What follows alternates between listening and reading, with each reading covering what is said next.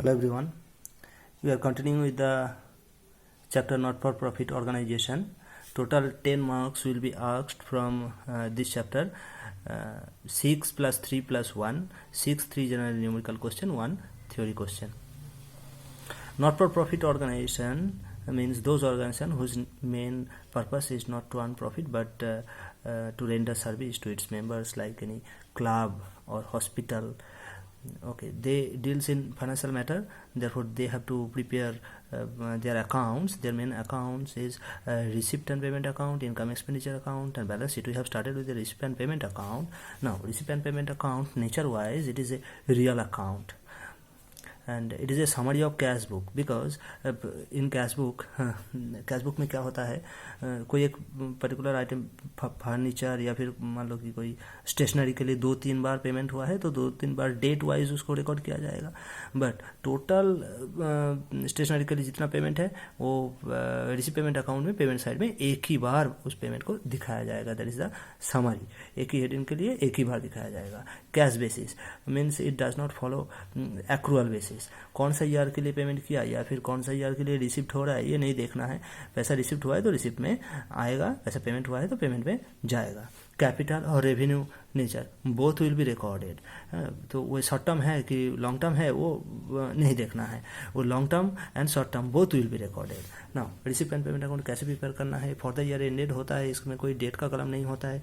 ये debit receipt side है, payment credit side है. Okay, now we have to start with the balance BD. Subscription member से जो subscription मिलता है, जितना रिसिप्ट है इधर लिखा जाएगा, जितना पेमेंट है इधर लिखा जाएगा. Question you will get a cash book और summary of cash book. Cash book और समरी ऑफ कैश बुक से जितना रिसिप्ट एंड पेमेंट है वो ढूंढ के रिसिप्ट साइड में पेमेंट साइड में लिख देना है. नाउ रिसिप्ट पेमेंट अकाउंट ऐसे दिखेगा. रिसिप्ट में बैलेंस पहले रहेगा. नाउ सब्सक्रिप्शन मेंबर से मिलता है. डोनेशन किस गवर्नमेंट या किसी से भी मिलता है तो डोनेशन वो यहाँ पे रिकॉर्ड आएगा. एंट्रेंस फीस, कोई न्यू मेंबर आने से एंट्रेंस फीस देता है. लाइफ मेंबरशिप फीस, कोई मेंबर जब लाइफ टाइम के लिए मेंबर बनना चाहता है तो उसको फीस पेमेंट करता है, life membership fees. Old newspaper sale करके जो पैसा मिलता है वो यहाँ पे आएगा. सेल ऑफ ग्रास, अगर फील्ड है ग्रास सेल करता है तो उसका भी ये रिसिप्ट में रिकॉर्ड होगा. गवर्नमेंट ग्रांट देता है तो भी रिसिप्ट में आएगा. Donation for building fund, donation एक यहाँ पे है, एक डोनेशन यहाँ पे, मतलब ये पर्टिकुलर पर्पस के लिए डोनेशन या फिर जनरल डोनेशन, दोनों ही रिसिप्ट में आएगा. रिसिप्ट है तो रिसिप्ट में आएगा. लीगेसी क्या होता है, कोई एक पर्टिकुलर पर्सन जो अपने विल में कुछ एसेट दे के जाता है या फिर उसे इनकम जो है वो लीगेसी बोल के आएगा. ऑनरेरियम, कोई एक डॉक्टर या फिर कोई लेक्चरर अगर आता है तो उसको तो सैलरी नहीं दिया जाएगा, एक उसको जो पैसा दिया जाएगा वो ऑनरेरियम बोला जाता है, उसको पेमेंट है आएगा. वेजेस एंड सैलरी, अगर कोई एम्प्लॉयज़ है या फिर फील्ड को ठीक करने के लिए कोई जो पैसा देता है वेजेस वगैरह सब आएगा. रेंट इंश्योरेंस अगर देता है, अच्छा फर्नीचर के लिए जो पेमेंट है वो भी यहाँ पे आएगा. मतलब ये लॉन्ग टर्म है कि शॉर्ट टर्म है सब कुछ आएगा. पेमेंट है तो पेमेंट में आएगा, नहीं देखना है लॉन्ग टर्म है कि शॉर्ट टर्म है.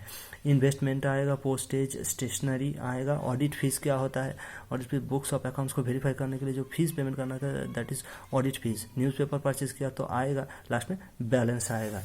Okay, now in your NCERT textbook page number 11 there is one illustration. Page number 48 there is one numerical question. You will solve both, practice. And NCERT page number 8 you will find one format of receipt and payment account. वहाँ पे receipt में generally क्या क्या है, payment में क्या क्या है वो लिखा हुआ है. Thank you.